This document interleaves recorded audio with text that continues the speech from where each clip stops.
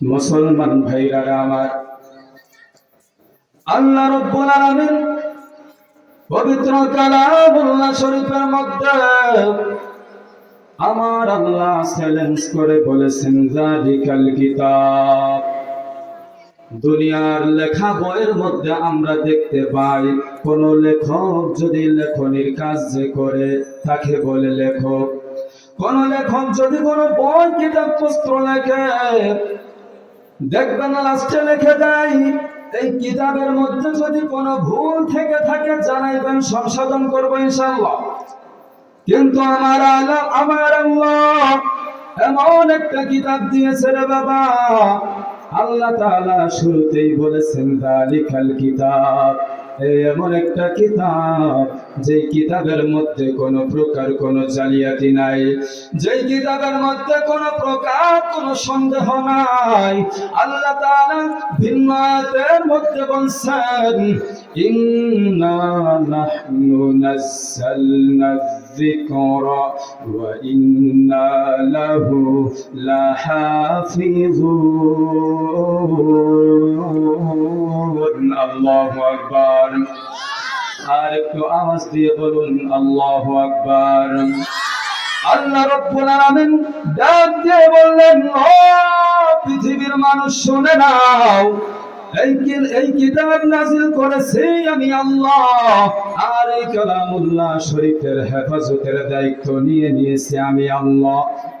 আজ পর্যন্ত 1400 বছর আগে কোরআনে কারীম নাযিল হয়েছে, আজ পর্যন্ত কোন বুদ্ধিজীবীর ক্ষমতা হয় নাই, কোন নাস্তিক আর মুরতাদের ক্ষমতা হয় নাই এই কোরআনের মধ্যে একটা ভুল ধরার, ঠিক কিনা? আল্লাহু আকবার। মুসলমান ভাইরা আমার, কেমন করে ভুল ধরবেন? এটা তো মানুষের লেখা কোন কালাম না, এটা তো কিতাবুল্লাহ, আল্লাহর কালাম। আল্লাহু আকবার। হাযা কিতাবুল্লাহ, এটা আল্লাহর কালাম। আর এই কালামের বিরোধিতা যারাই করতে যাবে, কোরআনের মাহফিল গুলো যারাই বন্ধ করতে যাবে, তারা লাঞ্ছিত বঞ্চিত হবে, ঠিক কিনা? আমাদের সমাজে আমরা দেখেছিলাম, আল্লাহ রাসূলের সময় যেমন ভাবে আবু জাহেল, উতবা, শায়বা, উতাইবা, ওয়ালিদ বিন মুগীরা সহ আরো ভিন্ন ভিন্ন কাফেরেরা আল্লাহর কোরআনকে নিভাইয়ে দিতে গিয়েছিল, কিন্তু তারা সফল হতে পারে নাই। আমরা কিছুদিন আগে দেখছিলাম, টাকলা মোরাদ বলছিল সংবিধানে বিসমিল্লাহ থাকবে না, রাষ্ট্র ধর্ম ইসলাম থাকবে না, কিন্তু আল্লাহ তাআলাই তো হেফাজত করার দায়িত্ব নিয়ে নিয়েছে। পৃথিবীর কোন নাস্তিক আর মুরতাদের ক্ষমতা হবে না এই কোরআনকে নিভানোর, কারণ কোরআন তো মানুষের রচিত কোনো কালাম না, কোরআন তো মানুষের রচিত কোনো কিতাব না। এই কোরআন তো আমি আপনি যদি মনে করি যে এই কালামুল্লাহ শরীফ হয়তো কেরোসিন তেলের বাতি, এটা ভুল ধারণা।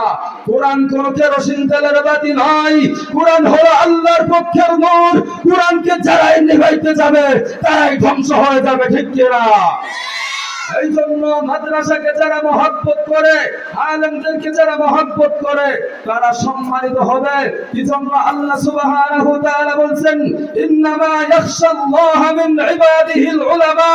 আল্লাহর জমিনের উপরে, আসমানের নিচে সবথেকে বেশি আল্লাহকে ভয় করে আলেম উলামা।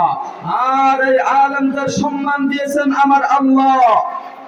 যদি কোন নাস্তিক মুরতাদ বেইজ্জতি করার চেষ্টা করে, কখনো করতে পারবে না। আমাদের সমাজে আমরা দেখেছিলাম, যারা আলেমদেরকে গ্রেফতার করেছিল, আলেমদের মাথার মধ্যে হেলমেট লাগাইছিল, কোমরের মধ্যে গরুর রশি লাগাইছিল, তাদের বাংলার জমিনে যাইতে হয় নাই, ঠিক কিনা? কোরআন আছে, কোরআন থাকবে, আলেম আছে, আলেম থাকবে ইনশাআল্লাহ। বাংলার জমিন শাহজালালের জমিন, বাংলার জমিন শাহপরানের জমিন, অতএব বাংলার জমিনে কোন নাস্তিক আর মুরতাদের জায়গা হবে না, ঠিক কিনা? ছুটে আই শাহজালালের নির্ভীক সৈনিকেরা, খতম কর গোবিন্দের ওই চানাচা মুন্ডা গলা, ঠিক কিনা? ছুটে আই শাহজালালের নির্ভীক সৈনিকেরা, খতম কর গোবিন্দের ওই চালাচা মন্ডা গোলা। অলিদের এই ভূমিতে বিপ্লবেরই মশাল জ্বালা, আল্লাহর এই জমিনে কোরআন সুন্নাহর আলো জ্বালা। ছুটে আই শাহজালালের নির্ভীক সৈনিকেরা, খতম কর গোবিন্দের ওই চালাচা মন্ডা গোলা। লিল্লাহি তাকবীর, আর একবার আওয়াজ দিয়ে লিল্লাহি তাকবীর। মুসলমান ভাইরা আমার ভাইরা, আমার বন্ধুরা, দেখেন কোরআনের কেমন সম্মান। আল্লাহ রাসূল সাল্লাল্লাহু আলাইহি ওয়াসাল্লাম বলছেন, খায়রুকুম মান তাআল্লামাল কুরআন ওয়া আল্লামা। আল্লাহর জমিনের উপরে, আসমানের নিচে আল্লাহ তাআলা বলছেন, আল্লাহর রাসূল বলছেন, উত্তম ব্যক্তি হলো তারা, খায়রুকুম মান তাআল্লামাল কুরআন ওয়া আল্লামা। দ্বীনি ইলম শিক্ষা করে যারা আর শিক্ষা দেয় যারা, কোরআনে কারীমের শিক্ষা করে যারা, শিক্ষা দেয় যারা। ও দুর্লভপুরবাসী, তোমরা বড় ভাগ্যবান, আজ তোমরা কোরআনের মার্কাজ সাজাইছো, দুর্লভপুরের মধ্যে কোরআনের মাদ্রাসা বানাইছো। আল্লাহর রাসূলের ভাষ্য অনুযায়ী এই মাদ্রাসাটা হলো উত্তম জায়গা, যেখানে 24টা ঘন্টা আল্লাহর নামে পড়া হয়। আমার ভাইরা, আমার বন্ধুরা, আল্লাহ সুবহানাহু ওয়া তাআলা সর্বপ্রথম যে আয়াতে কারিমা নাযিল করেছেন, আল্লাহ তাআলা বলেন, ইকরা বিসমি রাব্বিকাল্লাযী খালাক, খালাকাল ইনসানা মিন আলাক, ইকরা রাব্বুকাল আকরাম। আল্লাহু আকবার। আল্লাহ তাআলা আল্লাহর নামে পড়ার জন্য বলছে, ও দুর্লভপুরবাসী, তোমরা আল্লাহর নামের শিক্ষা দেওয়ার জন্য, আল্লাহর কোরআনের শিক্ষা দেওয়ার জন্য মাদ্রাসা বানাইছো, কোরআনের মার্কাজ বানাইছো। ও বন্ধু, এখান থেকে যারা হাফেজ হবে এদের ব্যাপারে কবি কি বলছে জানেন? মাদ্রাসা হাই বাগে জান্নাত, মুআল্লিম হাই মিসলে গুল, শাদ উসমে ইলমে দিন হাই, তলাবা হাই বুলবুল। আল্লাহু আকবার। মাদ্রাসা হাই বাগে জান্নাত, মাদ্রাসা হলো একটা জান্নাতের বাগিচা, মুআল্লিম হাই মিসলে গুল। আর এই মাদ্রাসার, এই জান্নাতের বাগিচার, এই ফুলের বাগিচা, ফুলের বাগানের মুআল্লিম হাই মিসলে গুল। এই বাগানের ফুল হলো শিক্ষক, উস্তাদ যারা। ও বন্ধু, শাদ উসমে ইলমে দিন হাই। আর এই মধু থেকে যারা মধু সংগ্রহ করে তাদের ব্যাপারে বলছেন, তলাবা হাই বুলবুল, তারা হলো তলবি আলেম।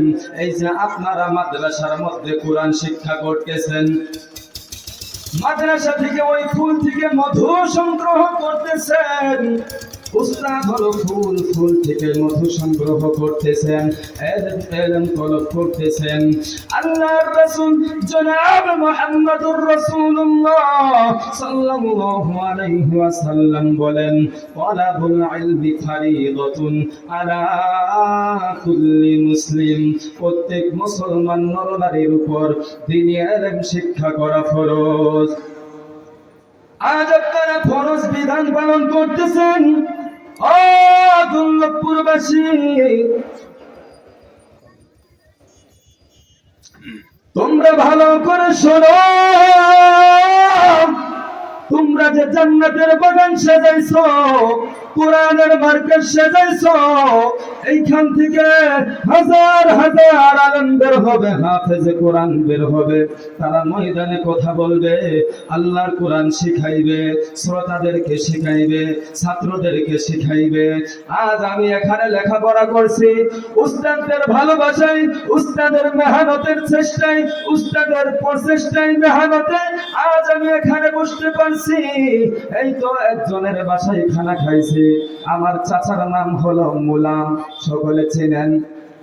এমন ভাবে কাল কিয়ামতের ময়দানে যখন দুর্লভপুরবাসী ধরা খাইয়া যাবে, মাদ্রাসার তলবি আলেমরা যখন, হাফেজে কোরআনরা যখন জান্নাতে যাবে, দেখবে দুর্লভপুরের অমুক ব্যক্তি ধরা খাইয়া গেছে, না না না, ওর তো জাহান্নাম ওয়াজিব হয়ে গেছে। তখন সে দেখবে, আরে এটা তো আমি যে আজকে জান্নাতে যাইতেছি কিসের জন্য? আমি তো অমুক চাচার বাসায় খানা খাইছিলাম, অমুক চাচা আমাকে মহব্বত করতো রে, আজ আমি তাকে ছেড়ে কেমনে জান্নাতে যাব? তখন আল্লাহকে বলবে, আল্লাহ, অমুক চাচা আমাকে মহব্বত করেছে, অমুক চাচা আমার সহযোগিতা করেছে, অমুক চাচা আমাকে মজা কিনে দিছে, অমুক চাচা আমার সাথে ভালো ব্যবহার করেছে, আদর যত্ন করেছে, মাথায় হাত বুলায় দিয়েছে।